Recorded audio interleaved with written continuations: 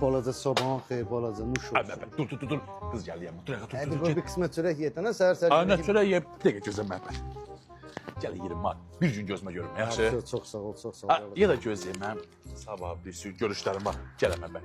100 manat verəm. 5 gün. Günü 20 5 manattan gün. görünmez. Sağ, 5 gün gözünə görsün. Vəssalam.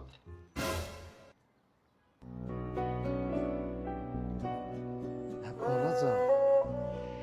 Elə bilirsən mən bu pula görə sənin yanına gəlirəm hər dəfə. Mən sənin özünə görə gəlirəm. Mən sənin hər gün üzünü görməyə görə gəlirəm. Sən mən qavama pul qoysan, sən bu dəyəri, bunu sən pulla almaq istəyirsən. Mən sənin mərdliyinə, sənin kişiliyinə görə gəlirəm, sən görməyə. Vicdanın olsun, mən sənə dostluq, qardaşlıq, ürəyimi verirəm, sağ görə sən mənə pul verirsən. Bu pul, əl tirki ola bilər, amma məhəbbətin bu hər şeydir. Məhəbbət ömür boyu işləyib, əziyyət çəkib, heç vaxt dostlarından pul söhbət eləməyib. Kim nə verər, 20-dən 25-dən verir. Məhəbbət, bu pul bugün var, qaqa sabah yoxdur, yoxdur, qutardı. Sən mənə pul söhbət edirsən, ayıb da, yeşə oğlansan. Mən səni çox istəyirəm. Yazıq məhəbbətə, sən pis yerimdən vurdu. Gələ 100 manatı özü...